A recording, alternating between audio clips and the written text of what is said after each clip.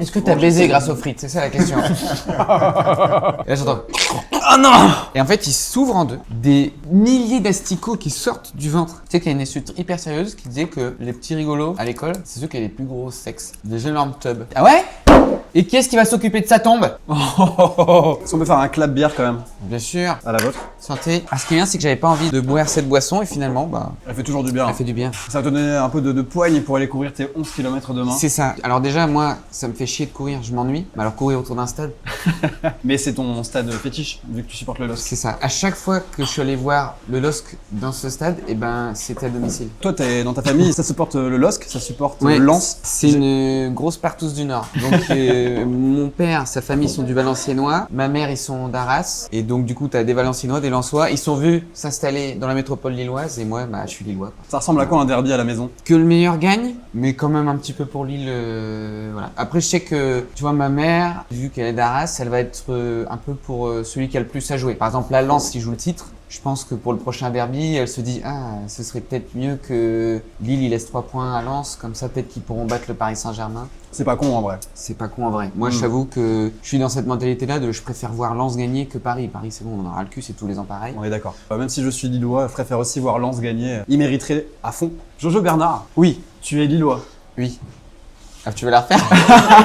Je sais plus quand je vais dire oui. J'avais un mot de texte. Hein. Jojo Bernard, tu es lillois. Oui. En gros, pour la France, il y a 2 Jojo Bernard. Le premier, c'est ceux qui se sont arrêtés à Jojo Bernard, qui a fait des vidéos iconiques qui ont marqué l'internet il y a 12 ans. Et du coup, voilà, je vais faire ta gueule, maman! Et pour les autres, dont je fais partie, il y a un autre Jojo Bernard, c'est celui qui a continué dans l'humour et qui fait du stand-up, qui fait des chroniques.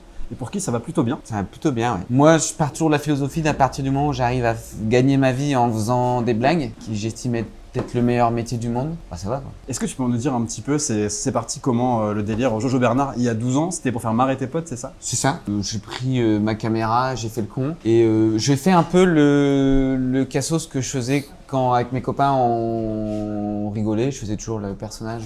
Il y a 12 ans, c'était vraiment Jojo Bernard, c'était vraiment vraiment très débile quoi. Ouais. Et en fait, ça fait marrer mes potes qui m'ont dit mais mets-le sur YouTube. Donc je l'ai mis sur YouTube et puis ça a fait marrer du coup bah c'est parti des potes de lycée à quartier, ville, métropole et ça grandit. Et un jour ça a pété et voilà. Ouais. Et du coup bah le pseudonyme que je m'étais donné par Pure Impro qui était de Jojo Bernard, bah c'est resté. Est-ce que tu t'es senti un peu dépassé par ce phénomène parce que ça a pris une ampleur monstrueuse en vrai? Ça a buzzé très vite et c'est le YouTube d'il y a 13 ans. Il y a 13 ans, t'avais pas les algorithmes. Parce que maintenant, moi le premier, hein, j'ouvre mon téléphone, je dis allez, montre-moi ce que j'ai envie de voir. Mais il y a 13 ans, c'était plus du bouche-oreille. C'était t'as vu le nouveau teuteux là qui fait des vidéos sur internet? Vas-y, va sur YouTube, tu tapes Jojo Bernard. Ouais. Et ce qui fait que pendant plusieurs mois, je faisais vraiment des vues de fou. Ensuite, il y a eu les vacances et mes vues ont baissé toutes seules. Et moi, au début, je comprenais pas. Je disais, mais enfin, je fais pareil qu'avant. Pourquoi les gens m'aiment plus? Et en fait, j'ai compris que c'est cyclique. Parfois, t'as des trucs qui buzzent, parfois moins. Et je sais que le prime, le moment où les gens se questionnaient à fond sur qui j'étais, c'était il y a 13 ans. Ouais. Et donc, j'ai tout de suite compris que c'était quelque chose de très volatile, hein, la hype. Et j'ai pris vachement de distance là-dessus tout de suite. En me disant, fais ce que tu kiffes. Et puis, si les gens prennent le train, tant mieux. Et puis, si vraiment c'est vraiment mauvais et que personne ne suit, bon, là, il y a peut-être qu'il faut se reposer des questions. Quoi. En fait, t'as reçu énormément de dopamine d'un coup. Et après, tu t'es dit, voilà, faut surfer là-dessus. Bah, c'est même pas, il faut surfer là-dessus, c'est juste que j'avais le temps. Je faisais mes vidéos et tout. Puis à l'époque, j'avais aussi mes copains qui m'aidaient. Là où maintenant, bah, mes copains, ils ont bougé, ils ont déménagé. Puis j'ai pas envie qu'ils posent des jours de congé pour venir m'aider, quoi. Avant, on était tous chômeurs, donc y a pas de souci. Mais là, maintenant, c'est plus compliqué. Donc ouais, ça s'est professionnalisé autour de moi. Et donc maintenant, quand j'ai un projet, bah, faut le calculer. Par exemple, j'ai fait un clip sauce samouraï j'ai vu tout à l'heure, sur la friterie. Et lui, par contre, tu vois, c'est un projet qui était cool à faire, mais ça m'a coûté des sous. J'ai rien gagné sur ça, quoi. Ah bah c'est mais c'est un projet artistique. Donc ça s'équilibre comme ça. Je gagne des sous avec des trucs moins artistiques, bah, je vais pouvoir me faire plaisir après derrière. C'est un équilibre à trouver pour te faire kiffer un peu. C'est du kiff, comme je te dis, faut vraiment, je prends ce côté, tant que je m'amuse, c'est le principal.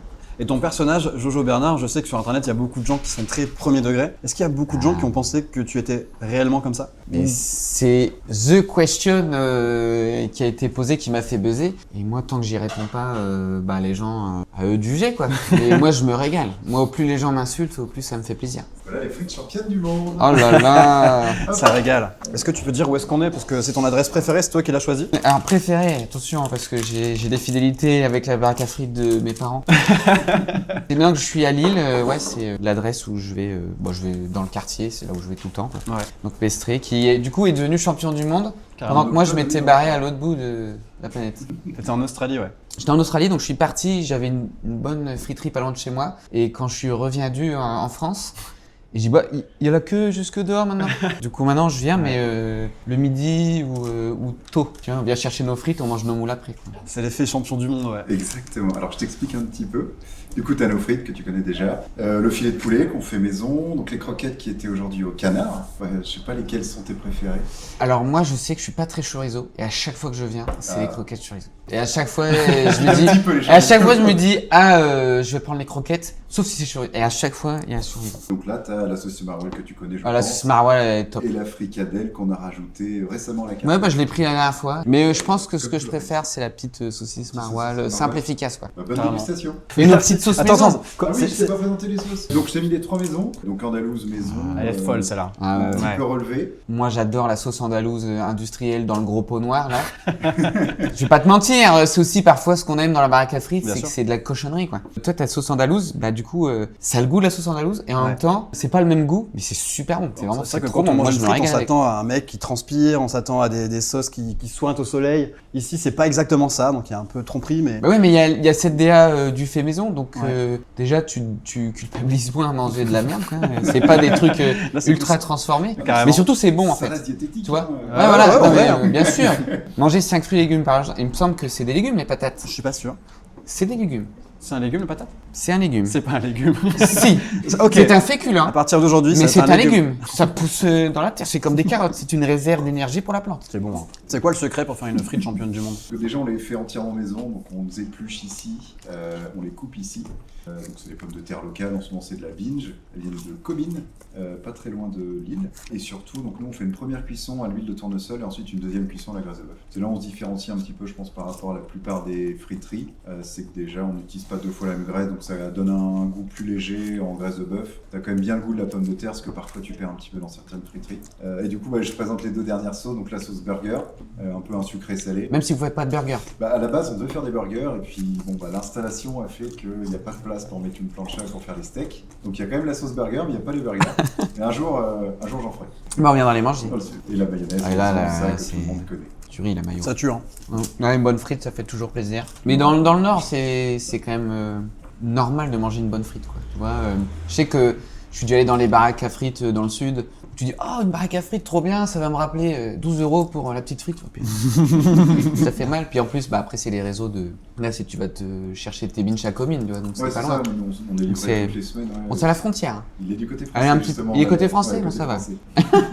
Mais non, très bonne adresse. Est-ce et, que tout le monde te reconnaît dans la rue maintenant que tu es devenu un peu la star de la frite Pas du tout.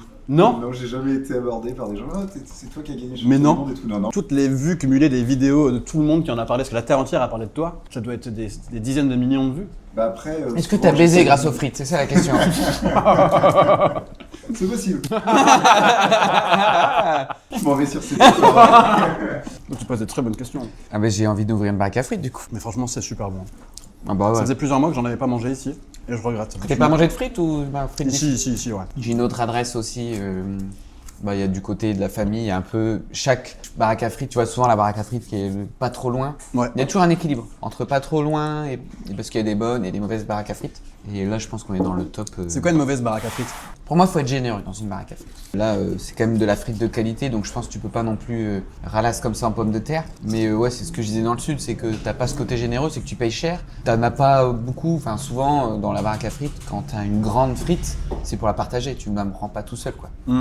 Ah, c'est surtout pas possible. Donc pour moi, une bonne baraque à frites, c'est surtout une frite aussi croustillante. Parce que ça, les baraques à frites de frites molles, c'est l'enfer. c'est l'enfer. Tu sais, elle est bien grasse là. Tu vois, elle est transparente la frite, tellement elle est grasse. Ça devrait pas être légal. Il devrait mettre des lois pour encadrer ça. Et j'en ai vu dans le Pas-de-Calais. Hein. Moi, j'étais en vacances sur la côte d'Opale, tu prends ta frite et tu vas aller toute molle et c'est pas mauvais, mais pour moi, ouais, il faut ce côté où autour c'est bien croustillant et au milieu t'as la patate. Et il faut que ce soit généreux, il faut que t'aies plus faim. Il faut que tu dises, oh non, mais on va quand même pas gâcher ça. Hein. C'est exactement ça. J'ai envie de croquer une petite saucisse maroilles. La saucisse maroilles, c'est la grosse. Voilà. À la tienne. Hein. Elle est à la tienne. Quand même. Hop. Tu veux qu'on se partage la saucisse? Ah ouais, attends. Non, faut qu'on le mette dans la bouche de l'autre. Ah, ok. C'est pas tous tes invités qui te font ça, hein. Non, c'est vrai. Mais j'aime bien le fait que tu sois réceptif à ça. Tu gagnes beaucoup de points. Je te la rends la tienne. Vas-y. Parce que je me suis fait arnaquer. Ça s'est passé comment la transition de YouTube au stand-up? C'est ma famille qui me poussait à le faire. Et moi, j'ai dit non, c'est pas le même métier. Alors même si j'ai quand même des bases, moi j'ai fait du théâtre quand j'étais gamin. De quel âge à quel âge? J'ai commencé à 10 ans. J'ai commencé assez tard par rapport à tous les autres enfants du groupe de théâtre où j'étais arrivé. Parce que souvent en fait, qui est-ce qui s'inscrit ses enfants au cours de théâtre, c'était quand même des familles pas bourgeoises, mais voilà, qui venaient chercher de la culture théâtrale. Et nous, on n'avait pas tout ça chez nous. Hein. Donc je me suis inscrit parce que vraiment, c'est en fait un jour, mes parents m'avaient inscrit dans un casting sur Télérama. C'est en quelle année ça? 2002. C'était pour un film pour le festival de Cannes. T'avais quel âge en 2002? J'étais en CE2. Et en gros, j'étais en finale pour les rôles. Fera la vaisselle plus tard. Et j'étais en finale pour le rôle. Et il y a une scène où, parce que c'était les films un peu, peut-être, voilà, plus haut que son cul du cinéma français, où je devais me mettre tout nu pour me jeter dans le feu. Et là, j'ai dit, mais attendez, ça veut dire que tout le monde à l'école, il va voir mon zizi? Ils ont dit, bah oui, je peux plus le faire. Et mes parents ont dit, attends, t'es sûr? J'ai dit, ah oui, je ne peux plus le faire. Je dis, ouais, parce qu'il y a un gros chèque. Je dis, non, on veut pas qu'on voit mon zizi. Et du coup, bah voilà. Alors que maintenant, je pense que j'en aurais plus rien à foutre. Mais à l'époque. Combien était le chèque?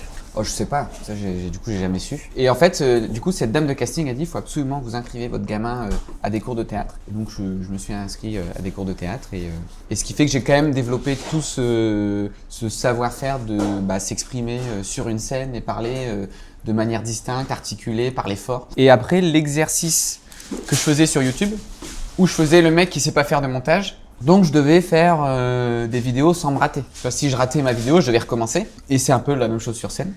Ce qui fait que un jour, je me suis lancé sur scène sur des conseils de ma famille et surtout sur les conseils de deux humoristes. Un Lillois qui est Jérémy Crédville et un Parisien qui est Hakim Omiri, qui eux me connaissaient des vidéos. Dans lequel finalement l'histoire s'est regroupée. Voilà, c'est des copains de longue date. Voilà. Et c'est eux qui m'ont dit, il faut te lancer sur scène. Alors j'y suis allé et ça a tout de suite marché parce que là où on était vachement, et encore maintenant dans une période très stand-up, posé micro-main, moi j'arrivais avec mon bonhomme qui est plein d'énergie, qui vient casser un peu les codes et du coup je m'en suis toujours bien sorti. T'avais quel âge ta première scène de stand-up? Le stand-up c'était en 2015, donc j'avais 22 piges. J'étais tout jeuneau. Je me souviens que mon premier sketch, j'avais fait un truc qui n'avait rien à voir avec Jojo Bernard. Parce que je voulais voir si je pouvais faire rigoler sans parler de Jojo Bernard ou quoi. Et j'avais fait un sketch sur la cour de récré que je comparais à Wall Street avec les cartes Pokémon. Tu vois, j'ai Dracofeu, qui veut Dracofeu, tu vois, puis après, il y avait la sonnerie, tout le monde devait repartir en disant putain, faut que j'achète, faut que je vende, machin. Et ce premier sketch, je sais qu'il y a un moment où je lève ma main pour faire qui veut Dracofeu et que ma main tremblait. Tellement je stressais parce que c'était la première fois que je faisais ça. Ouais, normal. Et après, j'y suis retourné en Jojo. Et là, par contre, ça a cassé tout de suite. Là, vraiment, les gens, ils ont dit, un truc de fou. Il te permettait, en fait, ce personnage de pas être vraiment toi-même et donc, du coup, d'être protégé un peu. Il permet de dire des dingueries, mais tant que c'est sous la bienveillance. Mais il y a ce côté un peu innocent du mec, il sait pas ce qu'il dit. Et il apprend aussi au fur et à mesure du spectacle, etc. Donc, c'est un tout, c'est un équilibre. C'est juste qu'il faut pas que ce soit gratuit. Mais, le fait de jouer le petit perso un petit peu teuteux, ça permet des choses, quoi. Et donc ça, c'est ta première scène, ça a 22 ans. Quand tu vas voir ta conseillère d'orientation en terminale, tu savais ce que tu voulais faire de ta vie ou t'en avais rien à... Je savais pas du tout. Non, moi j'étais, du coup j'ai quand même été youtubeur à 20 piges, parce que j'ai démarré en 2013. Moi je gagnais pas d'argent avec ça, parce que je savais même pas.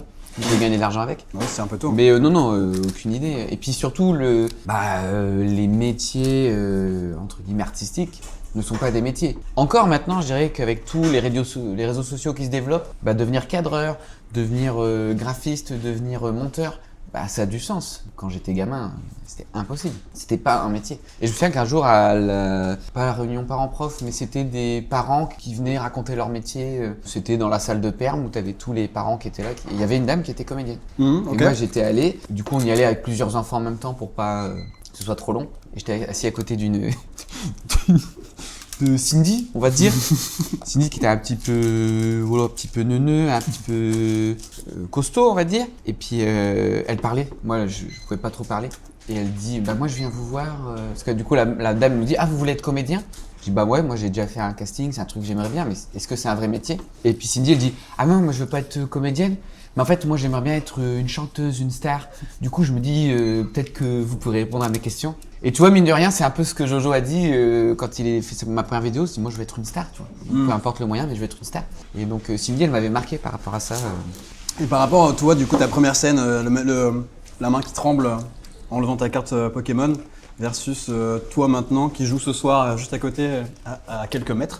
Est-ce que tu trembles encore? Est-ce que tu es encore stressé? Non, mais non, bah, j'ai toujours eu le stress positif. Parce que moi, j'ai envie d'y aller, tu vois. Mais même le fait de trembler, bon, il y avait ce côté, j'étais impressionné.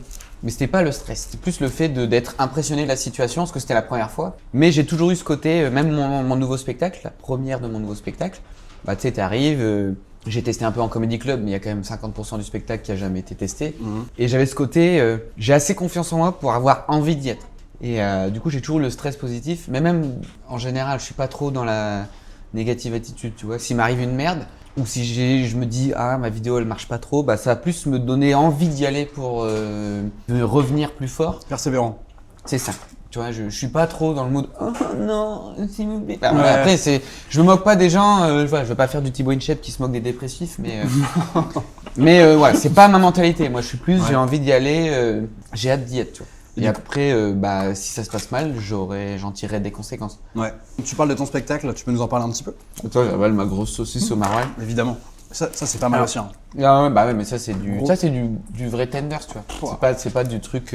Et du coup, mon nouveau spectacle, alors, je suis parti pendant un an en road trip. Je suis parti 15 mois exactement, à la recherche des plus gros beaufs de la planète. En Australie du coup. Donc j'ai fait 12 mois en Australie, puis après j'ai fait 3 mois de vagabondage un peu par-ci par-là. Vraiment en mode, bah, je coupe un peu les ponts, je faisais pas trop de vidéos. J'ai regretté parce que c'était l'année où TikTok il ralasse. Il mettait j'ai connu, 1 euro, 1000 vues, et moi cette année-là, je fais pas de vidéo. Puis un jour j'ai fait une vidéo qui a marché, je fais bon, je vais faire un petit peu de vidéo.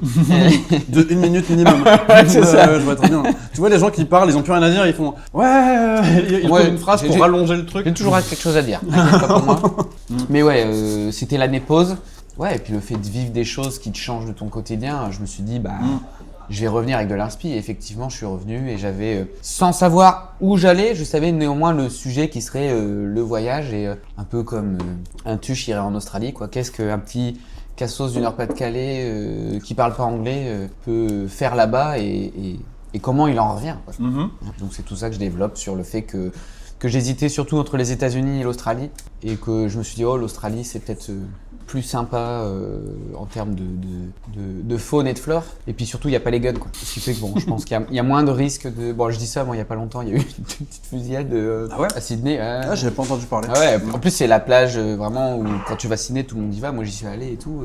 Et ça paraît fou, parce que l'Australie, c'est quand même assez safe. En fait, c'est loin de tout. Et du coup, ils sont dépendants que d'eux-mêmes. Ouais. Ils peuvent pas compter sur... Alors, ils ont des petits vêtements made in China ou les trucs comme ça, pas chers, mais en termes de bouffe, t'as pas d'agriculteur qui est en concurrence avec un agriculteur d'un pays à côté qui est moins taxé ou qui a d'autres. Ils doivent tout faire eux-mêmes, ce qui fait que tout le monde est bien payé. Donc c'est quand même un pays assez safe. Il n'y a pas trop de SDF ou il n'y a pas trop de banditisme. Les flics là-bas, ils se font yesh. Hein, tu vois, vraiment, ils font la circulation, quoi. Si tu dois, pour les réseaux sociaux, pour un format court, expliquer en 15-20 secondes ton spectacle. Alors mon spectacle, c'est l'histoire de Jojo qui revient après une année d'aventure en Australie et qui raconte un petit peu tout son périple, donc du départ du Nord jusqu'à Charles de Gaulle, la première fois qu'il monte dans un avion de sa vie, arrivé dans un pays où il n'a pas prévu de parler anglais, hein, parce que bah, lui il savait, mais il y avait les sous-titres et là il n'y a pas les sous-titres hein, dans la vie réelle, et donc il raconte un peu comment il a dû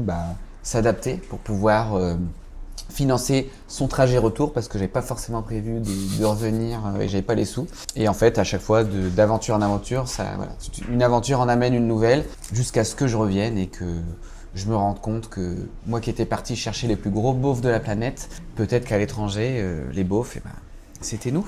Peut-être. Ah, mais on est tous le beauf de quelqu'un. Finalement, la beaufitude, elle est partout. C'est toujours une question de point de vue, la beaufitude. Ouais. Les Australiens, quand tu vas dans des villes, tu peux avoir des gens très woke, très ouverts d'esprit, machin, et dès que tu vas dans la campagne, tu vas voir l'opposé. Ouais. Tu vois, et donc moi je suis allé plus chercher cette population-là, qui au final, j'en parle dans le spectacle, mais qui est une population qui ont des noms anglo-saxons et qui se bourrent la gueule. J'ai dit tiens, ça a quand même des similitudes avec Quand même. Ouais. notre Nord-Pas-de-Calais, quoi. Et du coup c'est un peu ça que je suis allé chercher, les coupes mulets, voilà, je me rends compte qu'il y a d'autres problématiques en Australie, notamment celle de faire attention à sa vie, de là où tu mets les pieds. Par rapport aux serpents, aux araignées. Exactement. Mmh. Hein, donc ça, j'en raconte que je suis allé dans des fermes, que je me suis confronté avec des grosses araignées. Je dis, oh, putain, ça doit bouffer des grosses sauterelles. Ils me disent non, ça bouffe des oiseaux. Je dis, ah, ok, oui. d'accord, super, super. Et toi, tu vas aller en dessous pour ramasser les mauvaises herbes. Ah, ok, bah super. Let's go. Voilà, je comprends pourquoi je suis bien payé. C'est quoi le truc le plus ouf qui t'est arrivé là-bas? Alors, je vais le raconter, mais c'est hardcore. En gros, on fait un hôpital à kangourous. C'est-à-dire que là-bas, les kangourous, vraiment, tous les 300 mètres au bord de la route, il y a un kangourou crevé. Ah ouais? C'est un carnage. En fait, c'est comme des lapins, il y en a plein. Par rapport à la circulation? Ouais, la circulation. Et en fait, eux, ils vivent la nuit, les kangourous. Donc, la nuit, ils viennent sur les routes parce qu'ils viennent bouffer l'herbe en bord des routes parce qu'avec la pollution, l'herbe est bien plus verte. Tout le monde a des pare-buffles en Australie. Et bam, tout le monde chope des kangourous, pardon. Et donc, on va dans un hôpital à petits kangourous orphelins. Et en fait, c'est un refuge où le mec récupère souvent les kangourous qui, eux, ont survécu à l'accident dans la poche de la maman. Parce que la poche de la maman, elle est hyper élastique, mais sinon, elle peut aussi se contracter et bien serrer. Ok. Donc, quand maman, elle se fait percuter, parfois, le petit bébé, lui, il survit. Et puis, il est dans le ventre de sa maman. Et donc, il y a des associations qui passent, qui checkent les kangourous. Faut dire, au début, quand je voyais les kangourous morts au bord de la route, ils avaient des grosses croix de peinture dessus. Donc, je dis, c'est quoi? C'est bizarre.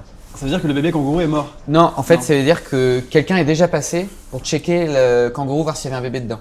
Et donc, c'est les assos qui passent, qui checkent, ils font ah, il y a un bébé ou pas, ils le prennent et ils font c'est bon, maintenant, on peut le laisser, tu vois. Et donc, ça, je l'ai appris à l'hôpital. Ouais.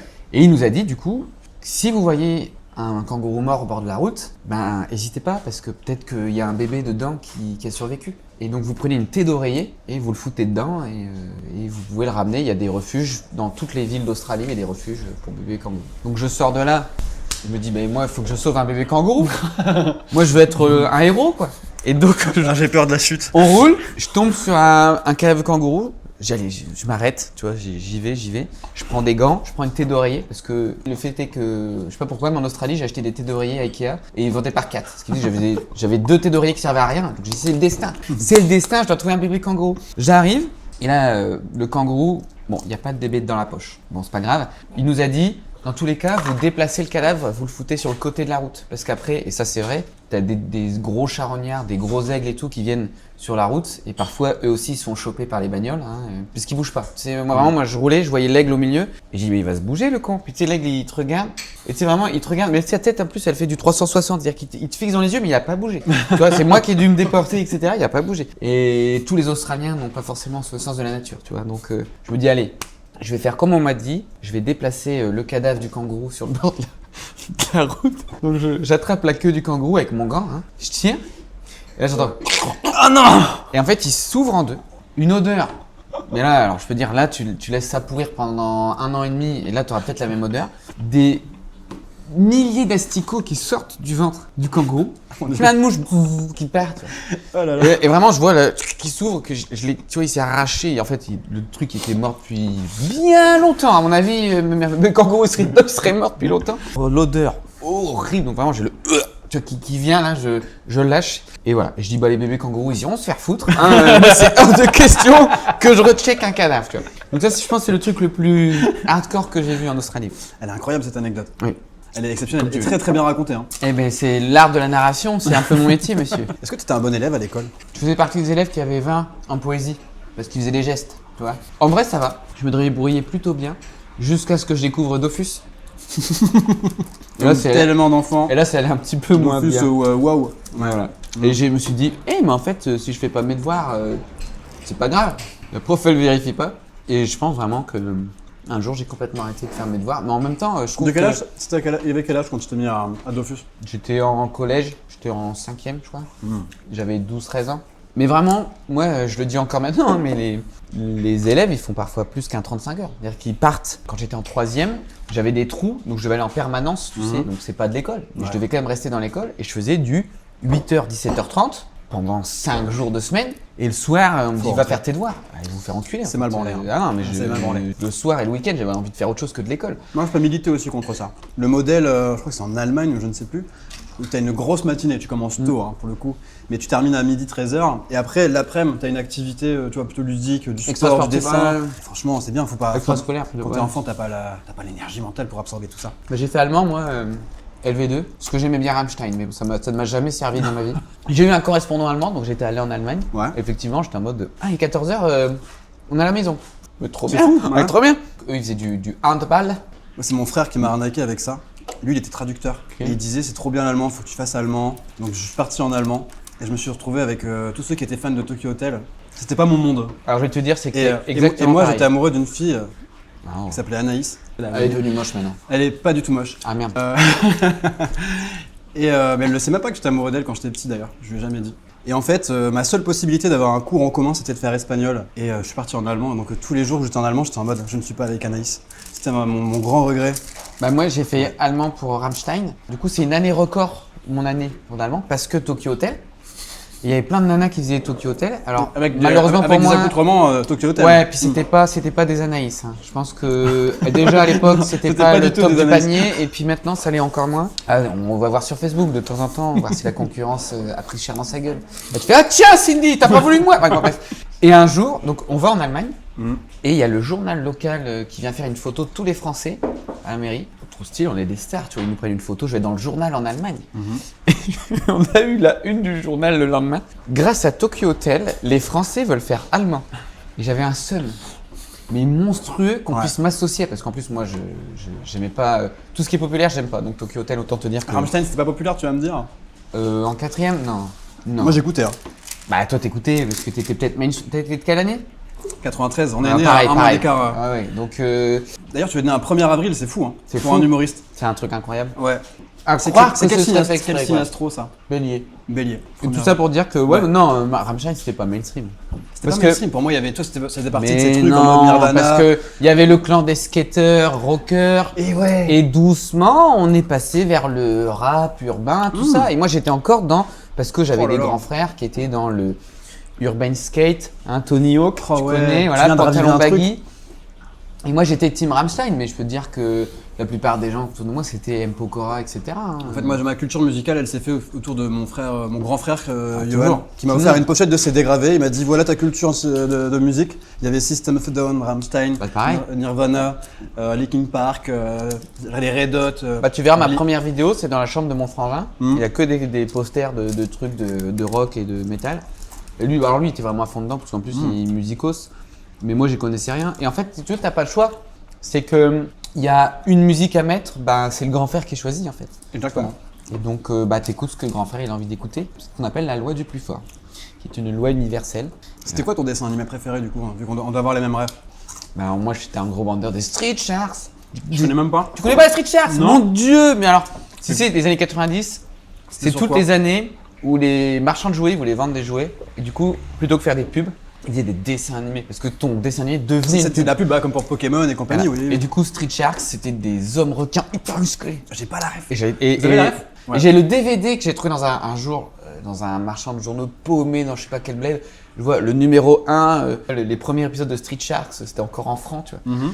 Du coup, j'ai ce DVD. Du coup, j'ai le DVD Street Sharks. Alors, le dessin animé est éclaté, hein, c'est vraiment de la merde. Mais bon, t'avais le requin baleine hyper musclé qui faisait des tremblements de terre avec ses poings. T'avais le requin tigre qui faisait du roller. Oh, Et voilà. putain, ça me dit absolument rien. Et c'était. Ça passait sur quoi?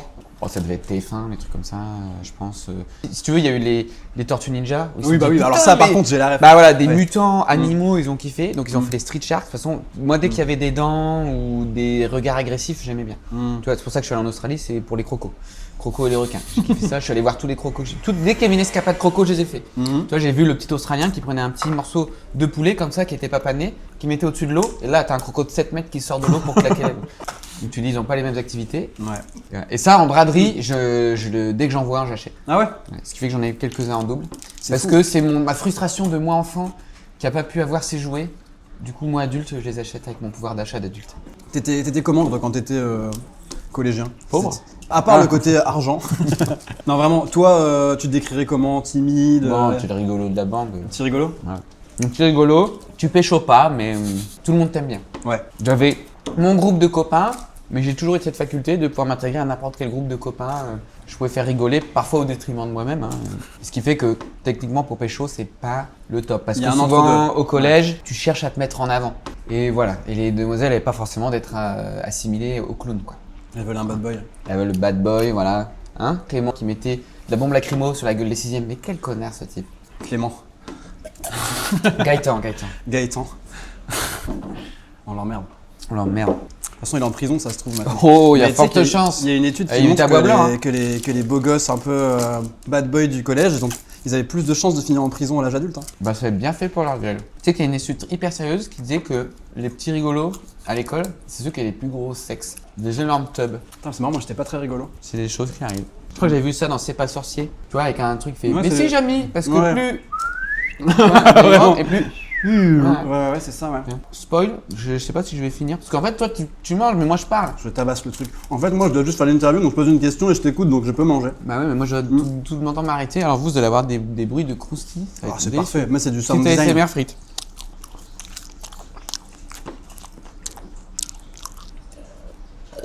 Je participe.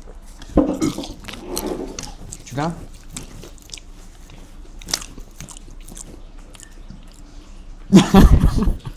Mangeons des frites. Avec Jojo Bernard. Des frites avec une première cuisson. Avec de croustillantes.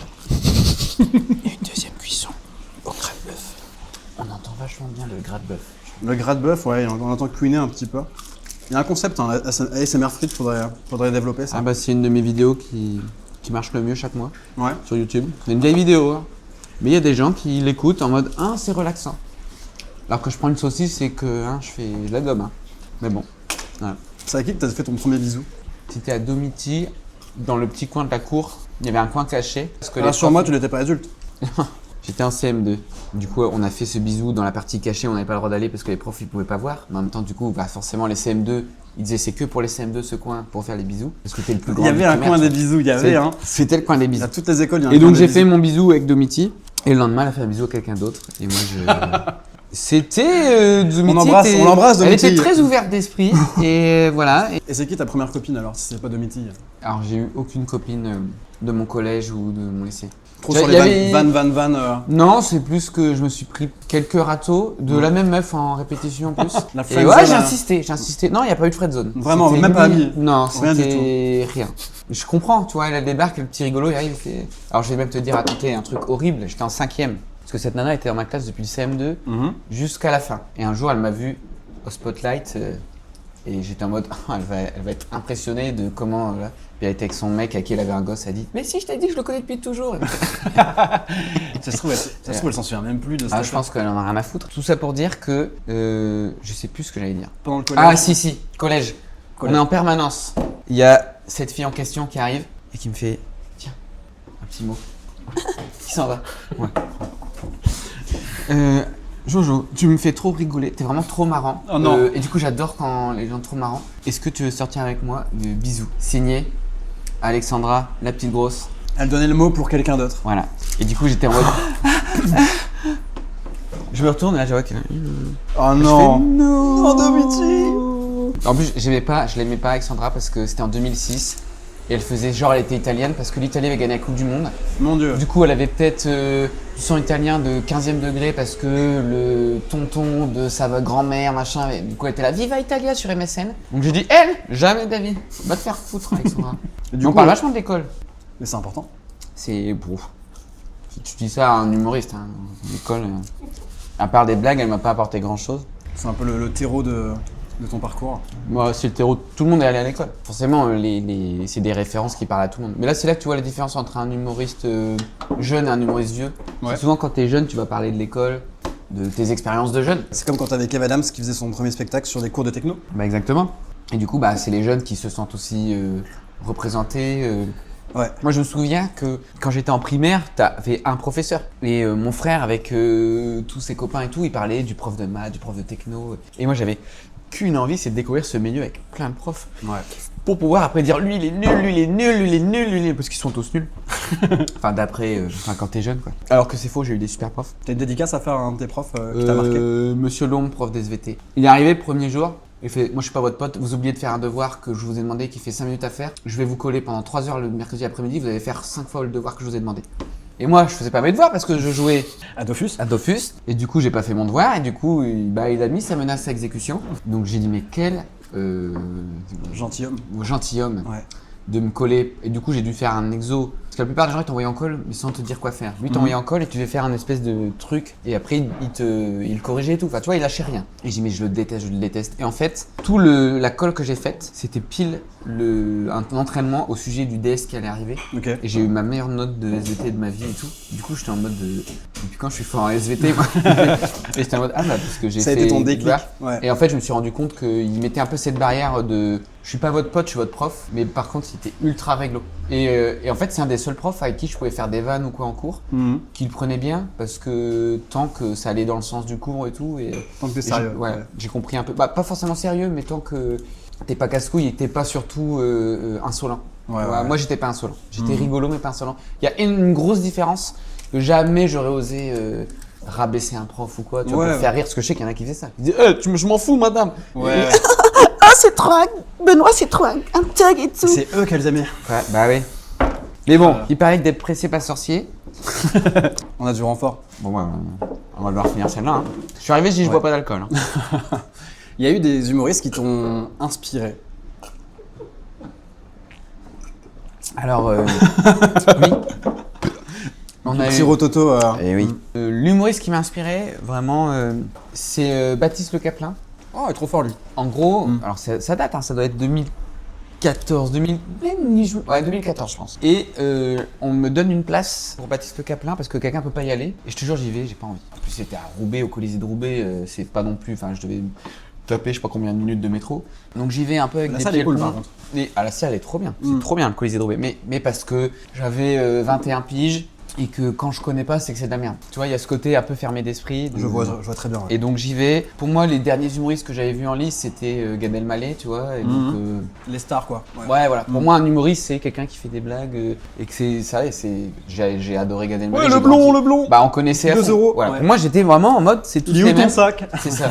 Et en fait, j'arrive à Baptiste Le Caplin et une grosse claque de mise en scène où c'est pas du tout du stand-up posé. C'est le mec qui a plein d'énergie, il va à droite, à gauche et tout. Et j'ai Il est hyper actif le gars. ah ouais. Et là j'ai vu ça et je dis putain mais en fait bah ouais, tous ceux qui me disent fais de la scène, bah ça ok je veux bien faire tu vois. Ouais. Et c'est pour ça que bah si vous venez voir le spectacle, on touche du bois, il n'y a pas de pause. Parce que moi j'ai été vachement dans le côté il y a des noirs, nouveaux thèmes, c'est un peu théâtre. Et en fait bah là c'est un one shot où je m'arrête jamais. Et c'est vrai que c'est un truc qui sort souvent les gens en mode ah mais tu t'arrêtes jamais et tout, je sais pas mais c'est un truc je suis tombé amoureux de ce style là d'envoyer tu vois mais de gueuler un petit peu et mon spectacle c'est vachement des courbes de Gauss quoi où ça la tension monte jusqu'à ce qu'à un moment où tout pète, tous les éléments que j'amène depuis le début pètent en même temps Ouais. et après on retombe et on recommence quoi. Et, Ok. Je pense que tu peux te recoiffer un petit peu. j'ai ma houppette. Elle vient d'arriver. Tu veux voir mes golfs? Lui 18 trous et lui 36. Ça va encore. Ouais. Ouais après on connaît, on a tous la petite tactique de... Ouais il y a les miroirs. Faut avoir un bon coiffeur. Le mien est en prison. Très bien. Très bien, il est en prison, c'est tout ce que ça te fait.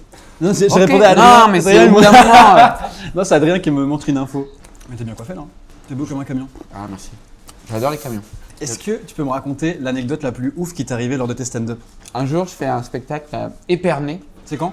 2018, un truc comme ça. Et sur mon ancienne affiche, c'était Jojo Bernard, ça me saoule trop, j'avais une plaque d'immatriculation 59. Ok. À l'envers, tu vois, en mode je ne sais pas lire. et j'arrive à l'endroit, donc c'était un dîner-spectacle et tout. Et la patronne, elle me dit j'ai reçu un coup de fil d'une dame qui m'a demandé si tu étais vraiment ch'ti. Donc j'ai dit oui. J'ai dit oui, bah, je suis ch'ti, c'est tout. Mais bon, je me suis dit bon, il y a un peu d'élitisme. La dame veut bien venir, mais que si je suis un vrai ch'ti. Et donc je fais mon spectacle, et en plein milieu du spectacle, j'entends du bruit et tout. Qu'est-ce qu'il y a? Il y a quelque chose qui va pas? Et il y a une dame qui fait bah c'est pas du tout en ch'ti le spectacle. Je dis bah non, on a Épernay, si je parle ch'ti, il y a quand même beaucoup de gens qui vont être perdus quoi. Hein. Et puis donc bon, je vanne un petit peu la dame, voilà, je lui parle ch'ti pour lui faire plaisir. Elle se calme. C'est vraiment un bouton à ch'ti quoi. C'est. Je lui donne un peu de ch'ti et elle prend. Donne-moi plus. Elle se calme. Fin du spectacle, donc c'était une vieille, comme par hasard, hein, et donc je vais la voir, moi je suis très, allez, je prends tout pour le fun, hein. Donc elle m'a fait chier, elle m'a cassé les couilles, mais je me rends compte que tout le monde croit que c'était une interaction écrite. Les gens pensent que j'ai vraiment payé une comédienne pour qu'elle fasse « Mais j'ai pas du tout ch'ti le spectacle » et que moi je lui réponds en ch'ti pour montrer que je parle ch'ti. Et les gens disent « Ah bon, moi je croyais que c'était… Ah non, mais je ne connais pas cette dame. » Je vais la voir. Alors voilà, je dis « Je peux pas faire un spectacle en ch'ti à Épernay quoi. Même dans le Nord, enfin au bout d'un moment c'est chiant quoi. » Et elle me dit « Oui, mais bon, moi, je viens du Nord, je trouve que c'est important, les valeurs, nanana. » Je dis « Bah, qu'est-ce que vous foutez à Épernay ?» Elle dit « Bah, parce que c'est mon fils qui est venu vivre ici. » Elle est vieille, la dame, donc je me dis « Bah, pourquoi vous retournez pas dans le Nord ?» Elle me dit « Ah ouais ? Et qui est-ce qui va s'occuper de sa tombe ?» Devant tout le monde, tu vois. Oh mon dieu. Attends, c'est dans le spectacle ça? Non, c'est juste à la fin, mais encore tout le monde est là, tout le monde est en train de partir. Ah ouais. Ah ouais, il fait « Bah ouais !» Hein, il est venu là, s'est installé. Donc si je suis pas là pour enlever, qui c'est qui va enlever? Qui c'est qui va mettre des fleurs? Hein? Déjà que le maire c'est un connard. Oui, le maire c'est un connard. Oui. Je me suis dit heureusement que j'ai pas posé la question pendant le spectacle, parce que je pense que j'aurais pas pu continuer avec le témoin qui est mort. Tu dois fondre sur place. Ah bah après t'as une bonne répartie, ça peut le faire mais. Ah, là sur le coup, t'es triste pour elle. J'étais en mode oh non la pauvre.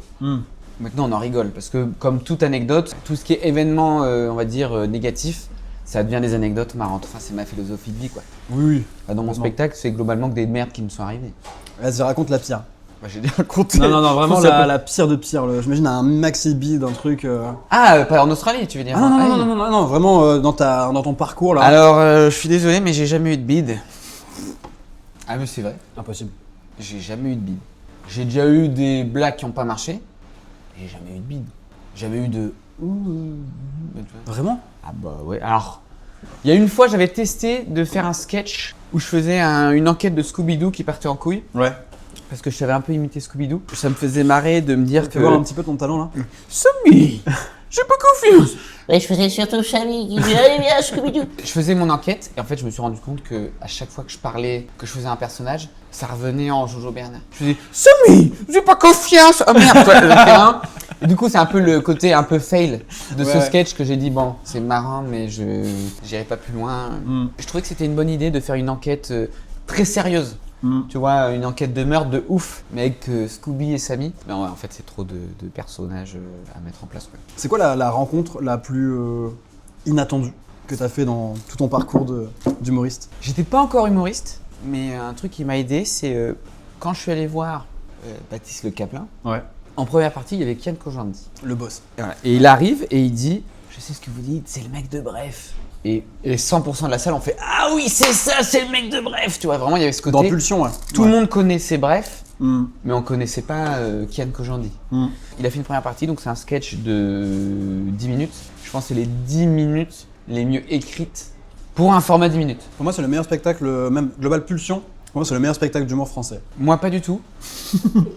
Non, mais sur le spectacle complet, c'est pas que c'est pas le mieux écrit, c'est que c'est pas là où je me suis le plus marré. C'est complètement c'est différent. Par contre, le sketch qu'il faisait de 10 minutes, donc c'est le sketch sur son père, je veux pas trop spoiler ou quoi, mais où il parle des buts de son avec père. la tombe là ou pas? Voilà. Pour moi, cette partie là, elle est incroyable. Elle est incroyable. Au début, il dit, il te pose une base de mon père, il dit parfois tu parles aux bons gens, tu vois que c'est les bons gens, mais en fait c'est pas les bons gens, et c'est la chute du sketch. Et c'est la chute, ouais, c'est ça. Et surtout que c'est des choses qui se répondent à pas du tout au même en fait moment. c'est ça, mais du coup, sur un sketch de 10 minutes, c'est parfait.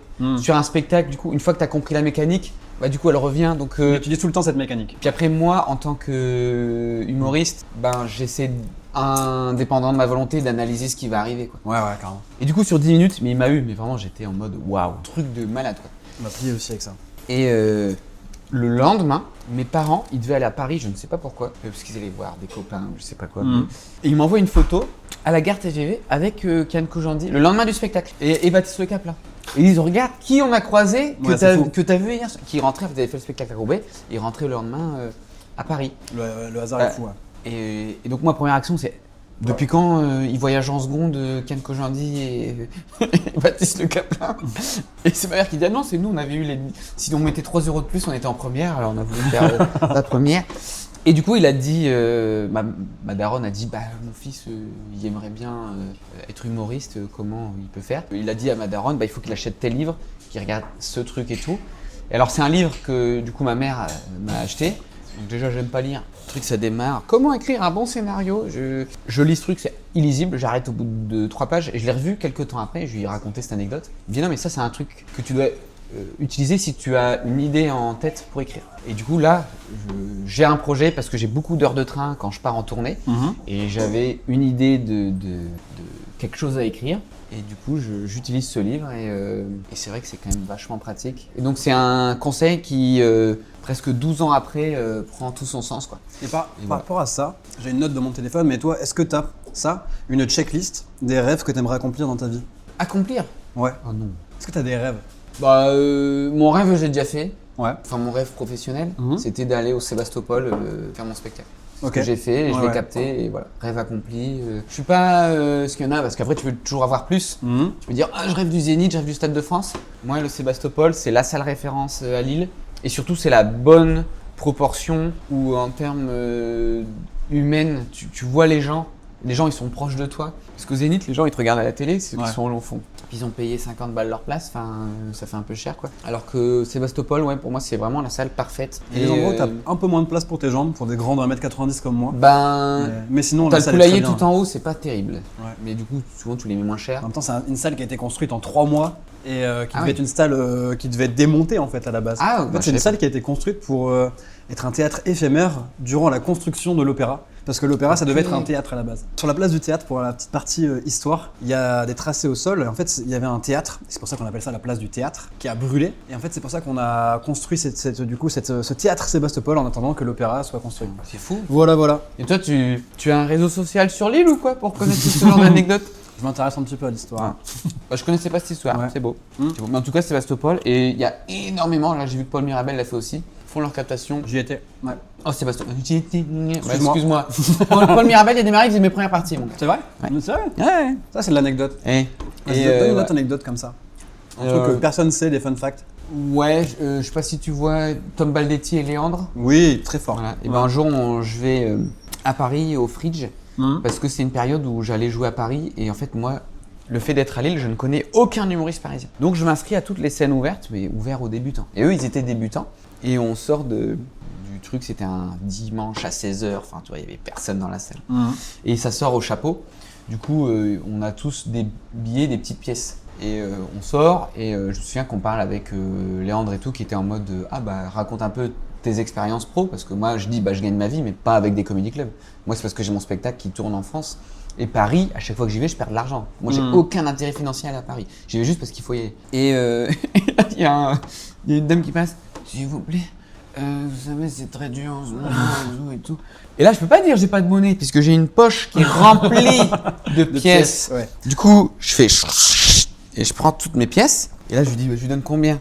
Et je dis, mais je vais pas lui. Enfin, en fait, j'avais ce côté, ça me faisait mal de lui donner mes pièces qui m'arrangent pas. Ça me faisait mal de lui donner 2 € alors qu'il. Donc je dis, bah, prenez tout.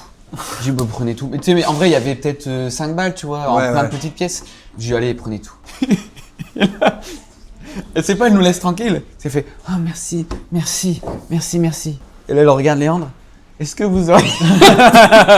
Et du coup, bah, ils étaient à côté de moi, ils se disaient, bah, on va pas pouvoir donner moins. Sinon, tu passes pour un crevard. Donc, tout le monde a donné sa poignée de pièces. Et la meuf était, oh, mais jackpot, elle est vraiment tombée sur le. Elle va passer là tous les soirs maintenant. Ah, bah, elle s'est fait 20 balles. Elle était là, ah.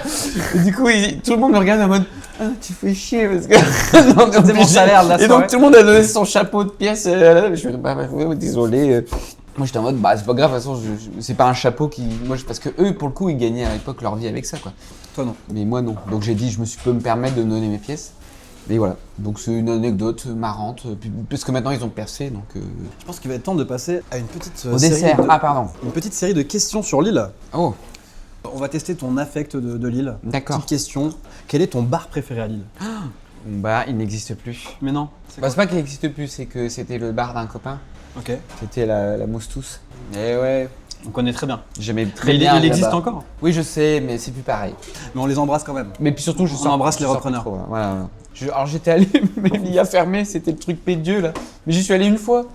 Et c'était super cher. Et du coup, je me suis dit, mais jamais ils vont. Bah, parfois c'est con, mais tu regardes un truc de Rigometa, tu te dis, mais eux, dans 2 mois ils ferment. Et 2 mois après ils ferment. Mais tu te dis, bah ouais, mais c'était un peu logique quoi. Parce que, ouais, même, parce que j'avais un moment, j'avais fait la tournée des bars à Lille pour un calendrier. Enfin, j'avais fait un marathon, mais pareil, la plupart des bars en fait ils ferment. Moi j'ai grandi avec le bar du Nouveau Siècle, qui pareil a été repris, mais à l'époque c'était il y a. Depuis 2011, c'était 2,50 la pinte de Pédieu. Ouais, attends, je mettais pas des cuites parce que c'est de la Jupiler, donc parce que non, pas les pintes de Pédieu, n'importe quoi, les pintes de Jupiler. Donc à 2,50 €, on en buvait 2 litres. C'est Et fou, ça. je pensais être un mal alpha parce que Ça n'existe j'étais pas bourré. et Putain. après j'ai découvert qu'en une pinte de chouffe, tu peux être bien plus bourré qu'en 2 litres de Jupiler. Ouais. Bah, en fait, les adresses, ça dépend des moments, de ce que tu veux faire. Et moi, je suis plus dans cette optique de me bourrer la gueule. Tu cherches des moments qualitatifs. Exactement. Et pareil, j'avais un bar à jeux de société, je l'ai souvent, ils ont fermé. Tout ferme. Attends, c'est rue Gambetta. Petit ange parti trop tôt. Eh bah ça, Comment il s'appelait Ludibreak. Ouais, Ludibreck, c'était trop bien. Hein. Mon gars, mais tu sais que tous les jours, je me dis putain, mais si un an de décalage, tu sais, avec la mode de TikTok, notamment Lil Addict, je me dis, t'aurais pu sauver leur business. Ah, c'est Même sûr. moi, même moi. C'est sûr, c'est sûr. Et ça, mais je regrette trop. Je regrette trop. Ludibreck. Et bah du coup, j'en ai pas.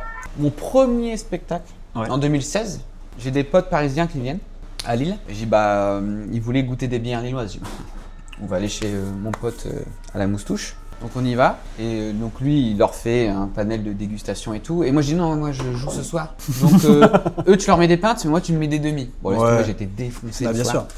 Et du coup, c'est la seule fois de ma vie où j'ai joué défoncé. Et c'était pas fou. C'était pas fou. Tu as senti vraiment une différence sur ton éloquence, sur ton élocution, surtout. Sur ma façon de réfléchir à la suite du texte. Et ouais, parfois j'ai lâché des conneries. Et à la fin, on me dit, bah t'as dit ça? Je dis, bah non, j'ai pas dit ça. Bah si. Ah bon? Et il vaut mieux pas être bourré dans un spectacle. Non. Il faut retenir une leçon de tout ça. Bah moi, je. Attends, mais ça répond. Je bois après. Ça répond bien à la question suivante. T'es plutôt team Zazu ou team Triple Dragon? Ah, moi, le triple dragon, mon pote. Ah, je les ai enculés, les triple dragons. L'anecdote de boomer. Mes 30 ans, j'ai dit, allez, on va louer un bar. Ouais. On va à la plage. On loue l'étage. Et en fait, vraiment, il y a ce côté, ah ouais, je vois, j'ai 30 ans parce qu'il y avait que des jeunes de 19, 18 ans. Tu te sens qui venaient. dépassé là. Et en fait, là où ça fait mal, c'est qu'il y a des gens qui cherchent des places pour s'installer. Mm. Ils arrivent en haut, donc ils arrivent dans la salle où nous on a mis nos manteaux, je sais, on avait ramené à bouffer, etc. Et puis t'as vraiment la jeune qui fait, ah mais c'est trop naze ici, et qui est reparti. Et moi, t'es en mode, non, c'est cool. Ah, non. C'est bien, moi j'ai enterré ma vie de vingtenaire Ouais. Attends, toi, Lise, à la plage quoi. Et on a Ah. fait nos derniers, c'est la dernière fois que j'ai fait mes triple dragons. Je vais te dire l'anecdote, c'est que j'envoie un message au mec pour réserver pour mes 30 piges. Et comme il me répond pas, j'envoie un message aussi sur Insta avec mon compte Jojo Bernard. Ok. J'arrive à la plage, et je dis oui, je viens vous voir parce que j'avais demandé une réservation pour telle date et tout. Et elle me dit ah oui, pas de souci, j'avais vu, t'inquiète, j'ai pas répondu mais c'est bon, j'avais noté de mon côté, ok. Il me dit et t'as de la chance parce que ça reste entre nous. Il y a Jojo Bernard qui va venir le même soir. Et je lui dis bah c'est moi. Mais non. Et je lui dis bah si c'est moi. Et du coup on a fait. T'es connu mais pas trop. Ouais, c'est ça. C'est ça. Bah, il avait pas reconnu. Tu vois, il avait Ouais, pris ouais. ses lunettes, il a frotté, il a fait ah oui, ok. C'est vrai que t'avais pas le. J'avais pas le polo rose et les lunettes. Ouais. Maintenant, on est sur ton resto préféré à Lille. En fait, ça dépend ce que tu veux manger. Pendant des années, je suis allé au Compagnon de la Grappe, qui était pour moi une des meilleures terrasses de Lille. Où là, en fait, moi, je faisais le Jojo Show. Et en fait, souvent, j'amenais des gens qui étaient extérieurs à Lille. Du coup, je disais bah où est-ce que je peux les emmener pour faire goûter un peu la culture culinaire du Nord. Et en fait, là-bas, ils font une assiette du Avec Nord. un peu de tout. Voilà, t'as une plâtrée de carbonade, un peu de Welsh, un peu de pot de chevlèche. Tu Alors, fais le je- grand chelem comme ça. un C'est peu. ça. Alors, souvent, le pot de chevèche, il en reste à la fin. Mais Mais c'est le truc qui plaît le moins. Ah, c'est pas ouf. C'est- en vrai. Alors, moi, je connais pas. qui Alors sont- ça dépend. Moi quand j'étais tout petit, quand j'habitais à Dunkerque, il y avait dans ma rue un producteur de pot de chevèche. J'avais maison en face. C'est quand tu le prépares bien. En fait, la gelée c'est censé fondre sur les frites. Tu vois, quand tu prépares ça bien, ça va. Mais pour moi, c'est pas la meilleure des spécialités. Tu vois, par exemple, le Waterzo, Bah, il y a des choses comme ça plus sympas. Ouais. J'ai un pote, Cyril MP4, qui nous regarde peut-être. Lui, c'est un bouffeur de pot Ouais, de je t'ai vu dans chevèche. sa dernière vidéo, Bah ouais. effectivement. Et lui, il m'a montré chez lui, à Paris, il a des conserves de pot de chevèche. Et là, il se fait des pots de chevèche C'est fou. kilos, quoi. Alors que C'est vrai moi, que- c'est. Bah, après, c'est visuellement. Après, parce que gamin, je le voyais, mon père Ouais. bouffer ça. Et pour l'anecdote, un jour, donc mon père, il était dans un club de foot et ils organisaient des matchs avec d'autres clubs. Et un jour, ils ont organisé un match avec des clubs anglais. En fait, chaque année, ils organisaient un match avec un pays étranger. Ouais. Et du coup, soit ils allaient là-bas, soit eux venaient. Mhm. Et un jour, ils ont fait ça avec des Anglais. Et donc, ils ont fait un grand buffet, tu sais, c'est avec sous la tente, là, avec la Ouais, grande ouais. tablée, machin. Et c'était potes de lèche. Et donc, tous les Anglais sont là, very good, very good. Et donc, ils demandent ce qu'il y a. Donc, il dit, bah, il y a Du lapin. lapin. Et du coup, enfin, il dit, machin, il y a du lapin. Rabbit? Oh! Rabbit! Tout le monde fait, et en fait, là-bas, c'est comme si tu bouffais ton chien. Tu peux pas bouffer du lapin. Tu vois. Et donc, ils ont pu toucher. Donc, il y a eu un gâchis de pot de chevelèche de ouf. Parce que les Anglais, ils ont dit non, bouffe pas. Ou alors, ils triaient. Tu vois, ils disaient, non, ça, c'est de lapin. Non. Ah, c'est fou. Ouais. Attends, mais je viens de penser à un truc. Toi qui parles pas mal de bagarre, est-ce que Bien. tu t'es déjà battu? Vraie bagarre adulte, non. Ça Mhm. m'est jamais arrivé. Après, en ado, je me suis déjà fait un peu bousculer où j'ai répondu. Mais j'ai pas souvenir. Je me suis battu une fois avec mon grand frère. Et, C'est normal. et ce jour-là, il a compris que parfois les petits frères ils grandissent. Et du coup, il m'a plus jamais embêté. Mon petit frère, il fait du rugby. Donc je peux te dire que moi, mon petit frère, j'ai compris tout seul qu'il fallait plus l'embêter. Mais non, bagarre adulte, en vrai, la vraie bagarre. J'ai pas eu de vraie bagarre avec hôpital, machin. J'étais toujours été là quand il y en avait, mais pour encourager. Moi, je chauffais un peu.